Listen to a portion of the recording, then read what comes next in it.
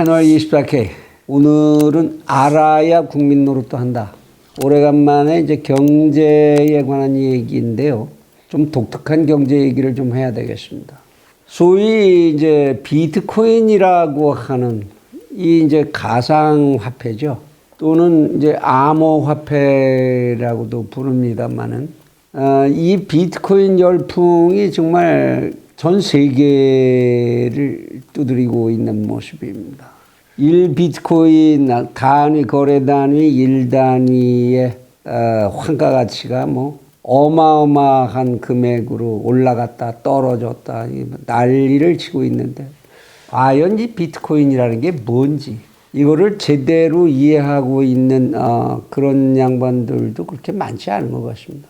심지어는 그 시장에 들어가서 그 투기 시장에 몸을 담고 있으면서도 이 비트코인이라고 하는 것의 본질이 무엇인지 이것을 심각하게 생각해보고 그 위험성을 의식하고 있는 양반들도 그렇게 많지 않은 것 같습니다. 그래서 오늘 채널 24K에서 이 비트코인이 어떻게 만들어지는 것이며 어떻게 유통이 되고 하는 것인지 이러한 부분에 대해서 전자기술적인 전문적인 용어 써가면서 참 어려운 말들이 굉장히 많이 나오죠. 생경한 말들이. 이걸 써가면서 그 구조를 설명드리고 이러는 것이 아니라 이 비트코인이라는 것의 본질이 뭐고 그것의 위험성이 무엇인지 이것을 좀 짚어봐야 되겠다. 그런 생각을 하고 있습니다. 오늘 이제 비트코인 얘기하기 전에 먼저 여러분들의 이제 생각을 이 비트코인이라는 존재를 이해하시는데 도움이 될 만한 생각을 먼저 좀 끌어내 보시도록 유도를 할까 합니다. 여러분들 금 좋아하시죠? 금을 근데 왜 그렇게 좋아해야 합니까? 금이라는 것이 인간의 문화 속에 들어와서 지금과 같은 위치를 가지게 되는데 무슨 하늘이 금은 이렇게 너희들한테 소중한 거니까 이렇게 꼭 좋아하고 이렇게 해야 된다. 이런 걸 정해준 것도 아닌데 인간들은 언제부턴가 금이라는 것을 선택하고자 했고 그리고 그것을 그렇게 소중하게 여기고 자기들이 가지고 있는 모든 능력의 평가를 그것을 기준으로 하기에까지 이르고 있습니다. 왜 그렇게 됐을까? 화폐의 역사를 한번 생각해 볼 필요가 있습니다. 인간이 화폐라는 것을 쓰게 된 이유는 뭘까? 인간들은 사실 처음에는 원시경제 사회에서는 자기들이 만든 물건을 남이 만든 물건과 쓰임새에 따라서 서로 교환을 해서 사는 물물교환 시대라는 걸 살았죠.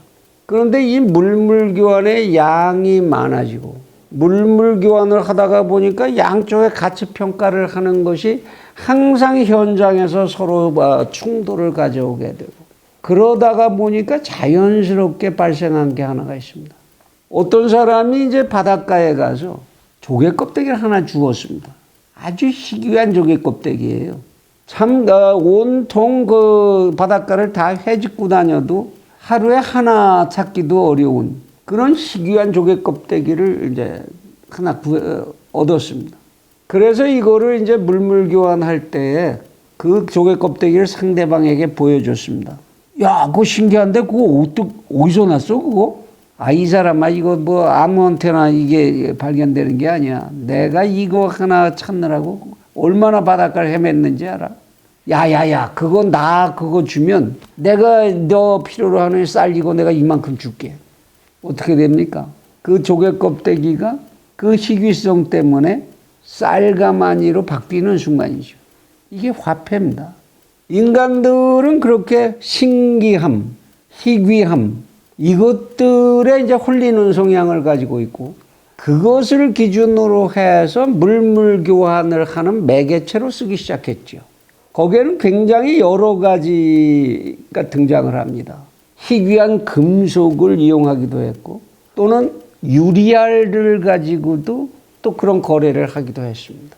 동물의 가죽도 그러한 매개가 되는 수단으로 쓰였고요.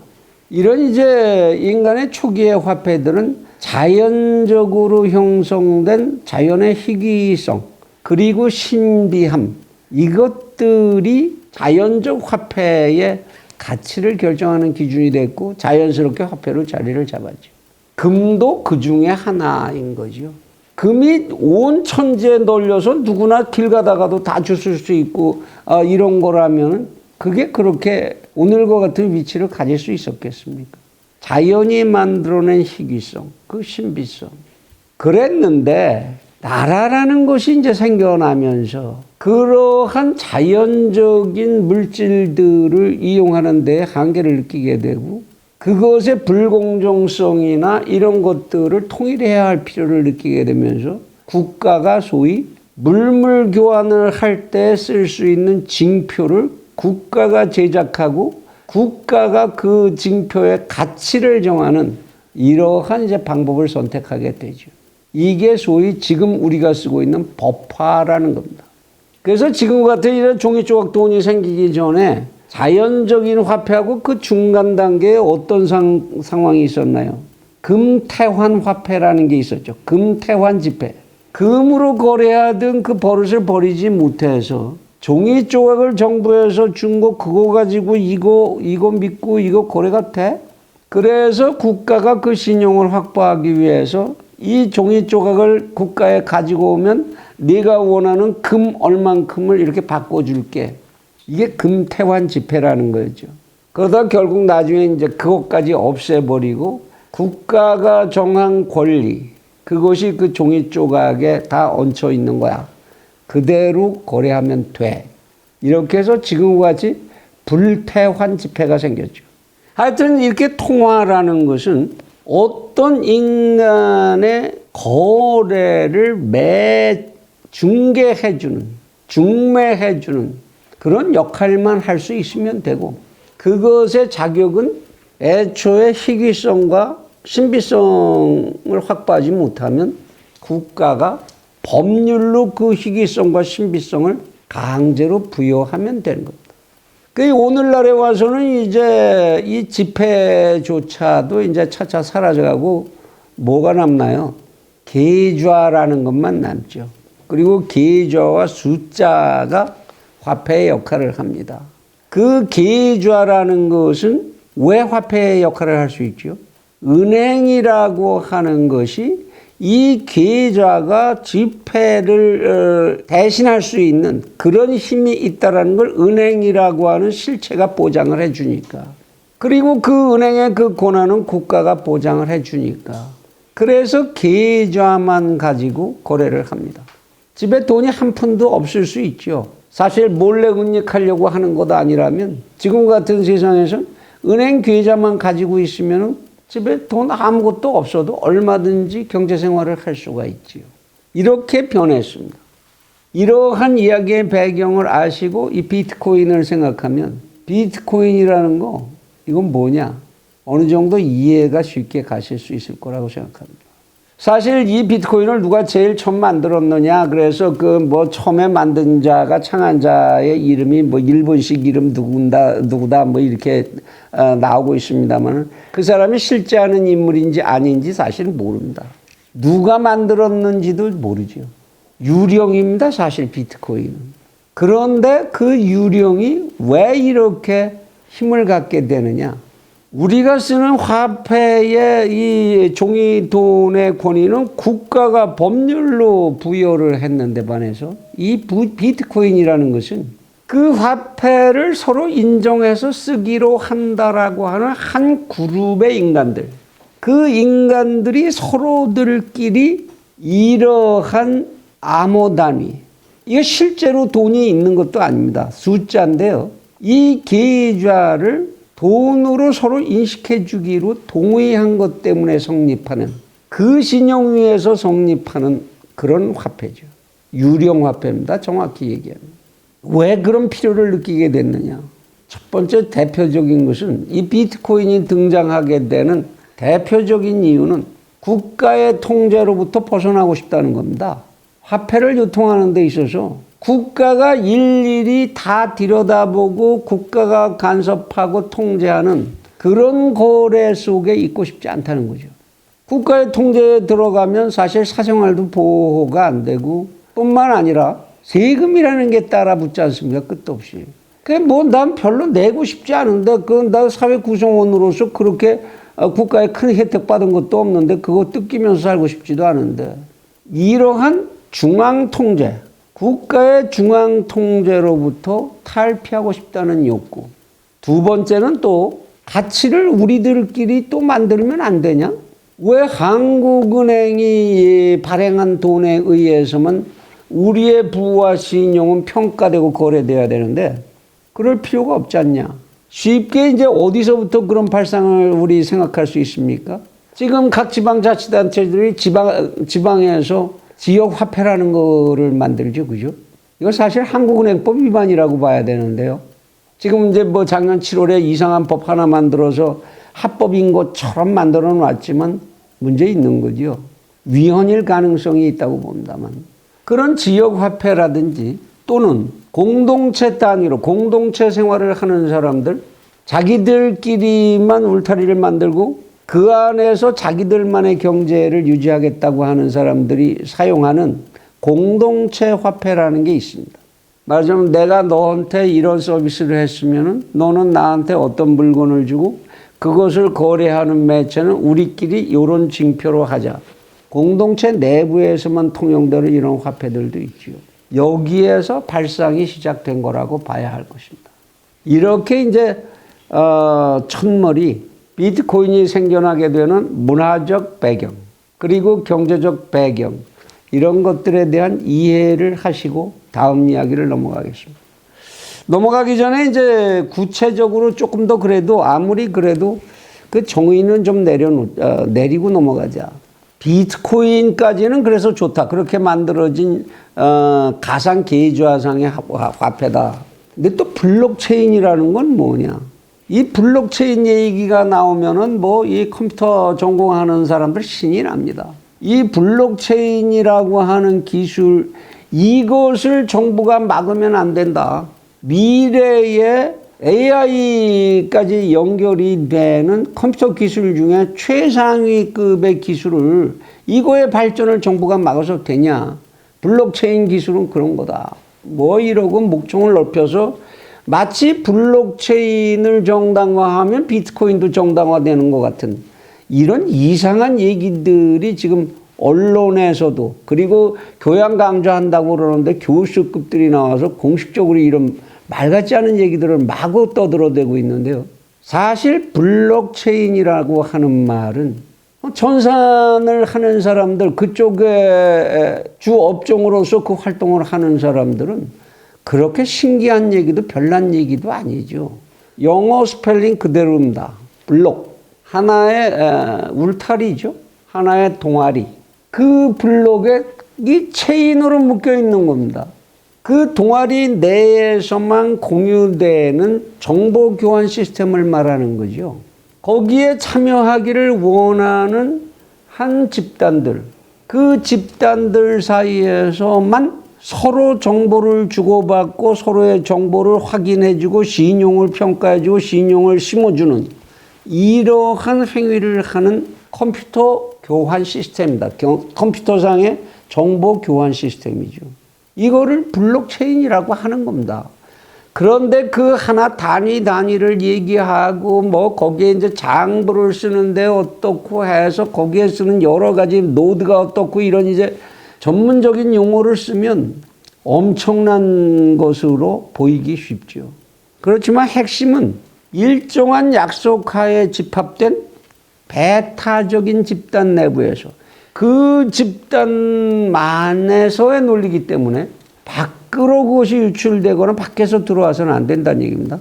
배타적 집단 내부에서 외부의 간섭을 배제하고 자신들만의 정보를 공유하기 위한 전자정보 공유 시스템이라고 정의하면 됩니다. 이 정의는 사실 제가 지금 현재 쓰이고 있는 그런 상황들을 쭉 추적해서 그 요점을 추려서 제가 정의한 것이기 때문에 어디 교과서에 있거나 그런 얘기는 아닙니다만은 이렇게 이해하시는 것이 가장 옳을 것이다라는. 그러면 비트코인하고 블록체인은 어떻게 연결되는 거냐? 이 블록체인을 통해서 비트코인을 사용하는 사람들의 동아리가 형성되고 그 속에서 화폐로 서로 거래할 수 있는 화폐로 인정되는 비트코인이라는 걸 창출해내는 건데요. 비트코인이라는 걸 그래서 이제 우선 앞에서 같이 정리를 해보면 일부의 집단들이 블록체인을 운영하는 일부의 집단들이 자신들만의 신용정보, 이걸 그들은 이제 거래 장부라고 얘기합니다만은 신용정보를 공유한다는 전제하에서 내부에서 쓰는 통화 기능을 서로에게 인정하고 사적으로 통화 기능을 부과하는 겁니다. 국가나 어떤 권력이 개입하면 안 되는 거죠. 자기들끼리 사적으로 그런 능력을 인정하고 부과하는 거죠. 부과하여 제작된 계정상의 권리입니다. 비트코인이라는 건. 말하자면 우리가 은행 계좌 가지면 그 계좌 내에서 화폐를 인출할 수 있는 권리를 갖죠. 그죠? 그와 똑같이 블록체인 내에 있는 자기의 계좌에서 인출할 수 있는 권리. 이거를 비트코인이라고 합니다. 그리고 이 비트코인이라는 것은 이러한 식의 신용화폐를 창출한, 암호화폐를 창출한 최초의 그룹들이 자기들의 단위에다, 거래 단위에다 붙인 명칭이 비트코인이고, 이거를 흉내내서 그 다음에 굉장히 많은 다른 형태의 코인들이 생겼는데, 이거를 알트코인이라고 합니다. 비트코인과 다르게 자기들끼리 또 블록체인을 만들고 거기서 또 이러한 이제 암호화폐를 만든 이런 것을 알트코인이라고 그러는데요. 말하자면 변환된 이제 비트코인이다 이런 뜻이죠. 뭐 여기에는 여러분들도 잘 아실 수 있는 이더리움 같은 거, 이거는 지금 비트코인 다음 정도로 다 상당한 또 위세를 가지고 있지요. 뭐 리플이라는 것도 있고, 이런 알트코인이 지금 이미 세계적으로 1000개나 나와 있습니다. 1000개 이상 나와 있습니다. 그러니까 이 암호화폐라는 게 그렇게 희귀한 것도 아니고 그거 아니죠. 만들고 싶으면 그런 블록체인 만들 수 있는 인간들끼리 모여서 또 만들면 되는 겁니다. 정부가 규제하는 게 아니고 정부가 뭐 법률적 권한을 주고 말고 하는 게 아니니까 말이죠. 이런 것이 비트코인이다 라는 거를 좀 이해를 하셔야 됩니다. 그러면 이번에는 이제 비트코인이 화폐로서의 기능을 진짜로 할 수 있는 거냐? 이걸 좀 한번 따져봐야 되겠습니다. 원래 이제 경제학적으로 화폐라고 하는 것의 기능에는 두 가지 기능이 있습니다. 하나는 화폐의 본원적 기능이라는 것이고, 하나는 화폐의 파생적 기능이라는 건데요. 본원적 기능이라는 것은 일반적 교환 수단으로 쓸 수 있어야 된다. 여기서 일반적이라는 말은 뭐냐? 사회 전체가 이런 뜻이죠. 어느 특정 부의 범위에서만 쓰이는 게 아니라 사회 전체가 이 화폐를 가지고 물물 교환을 한다든지 이렇게 자유롭게 쓰일 수 있어야 된다. 일반적인 교환 수단이 돼야 된다. 그리고 일반적인 가치 척도가 된다. 말하자면 이 볼펜은 10,000원이다. 이 종이 조각 하나는 100원이다. 이렇게 결정을 한다면 이 화폐 단위에 의해서 가치의 척도 역할을 하게 되는 거죠, 화폐가. 그리고 이런 화폐에 이제 파생적으로 생겨나는 기능이 가치 저장 수단의 기능을 가져야 한다라는 겁니다. 가치 저장, 무슨 얘기입니까? 내가 이 화폐만 가지고 있으면 언제든지 내가 필요로 하는 다른 재화를 바꿀 수 있는 그런 권리를 갖는다. 말하자면 내가 장차로 바꾸고 싶은 그런 재화의 가치를 이 종이 조각에다 저장하고 있는 셈이죠. 이와 같은 가치 저장 수단을 가지고 있고, 그 다음에 일반적 지급 수단. 일반적 지급 수단이라는 건 뭐냐? 내가 누구에게 빚이 있어요. 월급을 줘야 돼. 그것도 빚이죠. 사업주로서 고용인에게 월급을 주는 건 빚을 청산하는 행위입니다. 이렇게 빚을 청산한다든지 할 때 지급수단으로서 언제 어느 때 어느 지역에서나 어느 사람 사이에서나 다 유효하게 쓰일 수 있다. 이게 일반적 지급수단이라는 얘기예요. 그 다음에 이것이 이제 회계의 단위가 된다. 인간들이 경제 활동을 하면 전부 회계 시스템에다가 기록을 하게 되는데 이 회계의 단위로서 쓰일 수 있어야 화폐다. 이러한 모든 기능을 가졌을 때 이제 비로소 화폐라고 할 수 있는 건데요. 비트코인은 과연 그런 기능을 가지고 있는 거냐? 화폐로 인간들이 쓸 수 있는 그런 화폐로 착각될 수 있는 그런 몇 가지 자원들이 있는데 이것들의 기능을 좀 비교를 해봤습니다. 우선 그런 이제 화폐 자원의 종류를 5가지 정도를 이제 가정을 해봅니다. 하나는 이제 법화, 그게 우리가 쓰는 이제 돈이죠. 그리고 이제 금, 그 다음이 주식, 그 다음에 이제 암호화폐, 소위 비트코인입니다. 그 다음에 이제 실물 자산, 다른 이제 물건들, 이런 것들이 이제 화폐의 기능을 진짜로 할 수 있을 것으로 보이는데 실제로 그런가? 그거를 이제 비교를 앞에 말씀드린 것 같이 일반적 교환 수단의 역할을 할 수 있느냐, 일반적 가치 척도의 기능을 할 수 있느냐, 가치 저장 수단이 될 수 있느냐, 일반적 지급 수단이 될 수 있느냐, 회계 단위로 쓸 수 있겠느냐. 그리고 이것을 취득하는 것이 정말로 내가 정당한 대가만 지급하면 얼마나 언제든지 취득을 할 수 있겠느냐. 취득의 용이성. 그리고 이것을 내가 누구에게 주거나 상속하거나 이렇게 처분하는 게 언제나 자유롭게 되겠느냐는 처분의 용이성. 그리고 내가 이걸 가지고 있을 때 이 자산 가치는 얼마나 안정적으로 보존될 수 있을 것이냐. 이러한 비교 기준을 이제 8가지 정도를 정해봤습니다. 물론 법화는 국가가 법률로 권한을 주었기 때문에 이 모든 부분에서 거의 완벽하게 그렇다라는 답을 가질 수가 있죠. 다만 이제 이 돈이라는 것도 취득하기가 그렇게 쉽냐?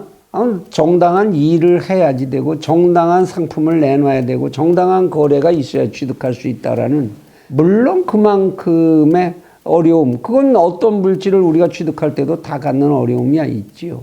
그 다음에 이제 처분하는 게 그렇게 용이하냐? 그거는 얼마든지 용이하지요. 우리는 그 화폐를 누구에게 주거나 받거나 하는 데에서 무슨 장애 요인을 느끼지 않죠. 위조 화폐인지 그것만 확인하면 되는 거 아닙니까? 물론 거기에 이제 법률적으로 특정 관계에서 주고받을 때에는 상속세를 내야 된다든지 증여세를 내야 된다든지 뭐 이런 부분들이 있을 수는 있습니다만은 대체적으로 그런 자유로운 거래에 돈을 주고받는 그 자체에 대해서 조세가 발생하지도 않습니다. 다음에 자산 가치 안정성도 우리가 지금 가지고 있는 이 화폐는 인플레이션이나 디플레이션에 따라서 이 돈이 요새는 완전히 뭐 똥값이 돼서 뭐 이렇게 할 수는 있지만 대체적으로 그 지면에 표시된 가치가 보존된다고 봐야죠. 그 암호화폐는 어떠냐? 암호화폐는 위에 화폐의 본질적인 기능이나 파생적 기능이 있어서 일반적이지 않습니다. 자기네 그룹 내에서만 보장되는 거죠. 화폐의 기능이 있다고 할 수가 없는 거죠. 회계 단위로 이걸 쓸 수 있겠느냐? 1비트코인, 2비트코인 이렇게 쓸 수 있겠느냐? 어림도 없는 얘기입니다. 이거 취득하는 게 용이하냐? 이게 화폐 조건에 처음에 말씀드릴 때 자연적 상태에서 화폐가 되기 위해서는 희귀성과 신비성 이게 있어야 한다고 그랬죠. 그래서 일부러 이 비트코인에도 희귀성과 신비성을 부여하기 위해서 블록체인 내에서 특정한 시스템을 만들었습니다. 이 계좌를 지가 한 계좌 가지려면 그 블록체인 내에서 부과하는 퀴즈죠. 쉽게 말하면 수학 퀴즈입니다. 난해한 퀴즈를 내놓고 이 퀴즈를 얼만큼 시간 내에 얼만큼 풀면 1비트코인을 준다. 그래가지고 난해한 걸 만들어서 이걸 풀려면 컴퓨터를 수십 대 수백 대 심지어는 동원을 해서 동작을 시켜야 그 답을 하나 얻어낼 수 있는 이런 난제를 주어놓고 그 난제를 풀었을 때 계좌에 1비트코인 이거를 자격을 부여하고 블록체인 내에서 그것을 각자의 장부에 기재하면서 그 가치를 인정해 주어야 하는 거죠. 이렇게 취득하기가 굉장히 어렵습니다. 게다가 이 비트코인은 100년간에 2100만 개만을 발행할 수 있다라고 한정을 지어놨습니다. 그러니까 앞에서 채굴해간 사람, 이거를 채굴이라고 그러는데요. 이렇게 해서 계좌 하나를 인정받고 이제 이런 계좌 한 단위를 인정받고 이러는 거를 채굴이라고 그러는데, 앞에 채굴해간 사람이 많아질수록 뒤에서 채굴해가는 사람들의 가능성은 점점 줄어들죠. 채굴할 수 있는 가능성. 2100만 개로 100년 동안 2100만 개로 한정돼 있으니까요. 이미 근데 1800만 개가 채굴이 끝났습니다. 앞으로 남는 건 300만 개밖에 없어요. 채굴을 통해서 이거를 새롭게 획득한다. 이건 정말 어려운 일이죠. 그래서 어떻게 되나요? 계좌를, 비트코인의 한 단위 계좌를 수없이 분할하는 방법이 등장을 합니다.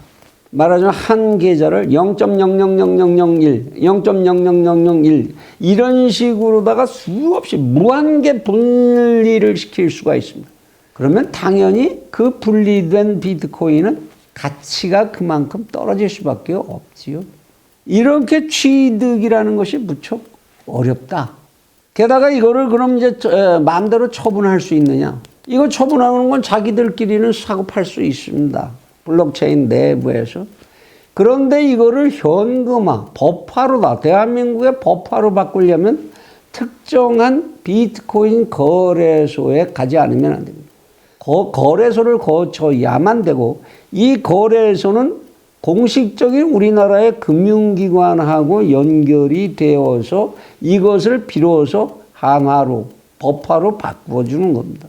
그러고 나니까 사실상 이거 취득하기도 어렵고 처분하기도 그렇게 쉽지가 않죠. 다만 그런 건 있습니다. 이 비트코인이라는 계좌는 세계 통용이기 때문에 해외로다 이 비트코인 계좌를 빼돌리고 싶다.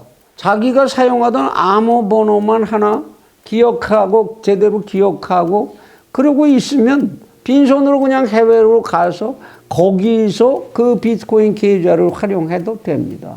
그런 편의성은 있겠죠. 그 다음에 자산가치의 안정성의 문제인데요. 이 비트코인의 자산가치라는 건 자기들끼리 그리고 거래소에서 그 계좌를 얼마로 평가하고 사고 팔 거냐. 이거는 사고 파는 사람들의 시장 가격에 의해서 결정됩니다. 사겠다는 인간들이 벼랑간 많이 나오면 엄청나게 돈이 올라가는 거고, 그들이 싹 사라지면 하루아침에 제로가 되는 거죠. 주식보다도 더 심각한 등락과 변동, 위험성을 갖는 것이라고 봐야 하는 겁니다. 그래서 이제 마지막으로 이 비트코인이라고 하는 암호화폐의 위험성을 좀 정리를 해야 될 때입니다. 지금 쭉 말씀드린 것 같이 이 비트코인이라는 것은 어떤 국가 권력이나 또는 신용 집단들이 그 가치를 보장해 주지 않습니다. 거기에서 어떤 사기 사건 무엇이 일어났다고 하더라도 어디 가서 하소연할 데가 없습니다. 거래소가 무척 많이 지금 생겨났는데요. 비트코인 거래소가. 여기에서 공식적인 우리의 법화를 지배하는 금융기관이 손을 떼버리는 순간 그 비트코인의 계좌는 하루아침에 무의미한 것이 되는 거죠. 그러면 국가나 이 금융기관이 왜 손을 떼겠느냐? 손을 안 떼겠지. 손을 떼야 할 가능성은 여러 가지가 지금 잠재하고 있습니다. 뭐죠? 이 비트코인이라는 것이 정말로 화폐의 기능을 해서 폭넓게 이렇게 퍼지게 된다면 어떤 현상이 일어날까요? 한 나라의 경제를 망가뜨리는 인플레이션의 위협인자가 될 거는 명백합니다. 만일 그렇게 된다면 정부로서는 과감히 불법화할 수밖에 없겠죠. 다음에 익명성을 이용한 자금 세탁 같은 것을 했을 때에는 당연히 사법기관에서 문제를 제기할 것이고 이 체제를 없애야 한다는 이야기가 나오게 되겠죠. 탈세도 굉장히 많이 일어날 수 있는데 그런 것들을 국가기관이 그냥 놓고만 보지는 않을 겁니다. 또 하나, 이것이 본격적으로 활성화되면은 법화를 통해서 경제를 지배하던 국가 권력이 심각한 도전을 받고 침해를 받게 될 겁니다. 경제 제도 전반에 문제를 일으킬 수도 있을 거지요. 뿐만 아니라 이걸 통해서 국민들 전체가 사행행위의 현장에 전부 빠지게 될 거라는 거. 이런 가능성들을 국가로서는 지켜보지 않으면 안 되고, 그러한 가능성이 위기 상황에 왔다라고 된다면 언제라도 이 시스템을 봉쇄해야 한다는 그런 필요가 생기겠죠. 다음에 또 하나 이제 위협 요인으로, 지금 컴퓨터의 이 발전 속도는 정말 기가 막히게 빠릅니다. 뭐 이 정보를 집적하는 D램의 이 집적 속도 지금 현재 이런 정도가 아니라 곧 이제 양자 컴퓨터라는 게 나온다는 거죠. 양자 이론에 입각한 컴퓨터입니다. 지금은 전자 단위였는데 양자 단위가 되면 눈에 보이지 않는 크기입니다. 이것을 이용한 이제 회로의 개발이 곧 목전에 와 있습니다. 생체의 시스템 그대로를 이용한 컴퓨터도 개발될 거죠. 이러한 컴퓨터 분야에서의 기술의 급격한 신장, 발전, 이것은 블록체인을 직접적으로 위협하는 요소가 될 겁니다. 지금과 같은 시스템 속에서 만들어진 비트코인은 하루아침에 무용화가 될 수도 있죠. 말하자면 이제 컴퓨터 100대를, 슈퍼컴 100대를 갖다 놓고 돌려서 내가 채굴한 이제 비트코인인데, 이러한 컴퓨터의 변화가 생기면 컴퓨터 한 대가 하루아침에 그만한 채굴을 해낼 수가 있다. 문제풀이를 해낼 수가 있다. 이렇게 되면 그건 다 휴지 조각이 되는 거죠. 실제로 지금 이렇게 컴퓨터의 발전이 아니라도 중국의 한 이제 이 비트코인의 큰 손이라고 하는 한 인물이 어마어마한 말하자면 컴퓨터 공장을 만들어 놓고, 컴퓨터가 쫙 들어서 문제풀이 공장이죠. 채굴 공장입니다. 비트코인 채굴 공장. 이 한 인간이 비트코인 세계를 지금 쥐락펴락하는 상황이 연출되고 있는 그런 시기이기도 합니다. 뿐만 아니라 이미 많은 사고가 났죠.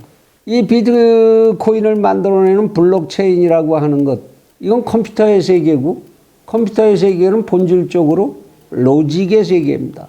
논리구조의 세계죠. 알고리즘의 세계입니다. 아무리 그것이 비밀 암호로 만들어져서 방화벽을 만들고 이렇게 완고하게 보안을 만든다고 하더라도 그 보안 시스템 자체가 로직이고 결국은 알고리즘입니다. 시간의 문제이지 모든 이러한 보안 시스템은 깨질 수 있다는 겁니다. 뚫고 들어갈 수 있다는 거죠. 실제로 지금 이제 이 비트코인의 블록체인에 해커들이 들어가서 몇 건의 대형 사고들을 만들기도 했습니다. 게다가 아까도 처음에 이제 말씀을 드렸습니다만은 알트코인이라고 하는 아류의 비트코인을 닮은 이제 이러한 이제 암호화폐들이 무한정 등장하면서 이미 1000개 이상 등장했는데, 무한대로 이것들이 등장을 하면서 각자들의 블록체인을 운영한다면 그러면 비트코인의 값이 그렇게 올라가야 될 이유가 없겠죠. 다 그게 그건데, 이 경쟁에도 아무런 대책이 없는 것이 바로 이 세계입니다. 뿐만 아니라 이미 그런 일들이 생겼는데, 이 블록체인이라는 것은 철저한 상호 신뢰와 보안에 의해서 유지가 돼야 되는 건데, 그게 돈이 되다가 보니까 그 안에서 이제 이 신뢰가 깨져나가는 거죠. 장난질이 생겨납니다. 서로 속이려고 하는 이런 이제 현상들이 생겨나죠. 이것이 이제 블록체인 내부의 이제 불신과 분열의 양상이 이제 드러나고 있는 중입니다. 이러저런 사건들을 통해서. 가장 본질적인 문제가 있습니다. 이 비트코인이라는 것은 그나마 조개 껍데기, 유리알, 금조각 이런 것들 같은 자연적인 인간의 심미의식을 만족시키고 희귀성을 소유했다라는 소유감을 만족시키고 소유욕을 만족시키고 이러한 용역이나 상품이 가지는 자연적 특성을 가지고 있지가 않다는 겁니다. 유령이지요.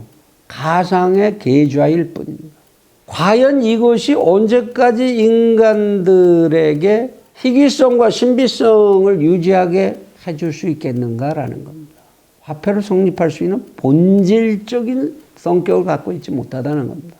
결국 이제 요약하자면 카지노에서 도는 카지노 내에서만 도는 칩이 외부로 나와갖고 몇몇 인간들이 모여서 우리는 이 칩으로 거래하자. 그리고 그 칩을 희소화시키고 그 가치를 자기들끼리 막 올려놓고 이러는 거는 뭐가 다릅니까? 유령까지도 팔아먹는 그것이 인간의 재주인지는 모르겠는데 글쎄요. 어떻게 보더라도 오래 갈 수 있는 재주인 것 같지는 않습니다. 우리 채널 24K를 구독하시는 시청자들께서는 이런 데 한눈 파시지 않으셨으면 좋겠다는 권고를 드립니다.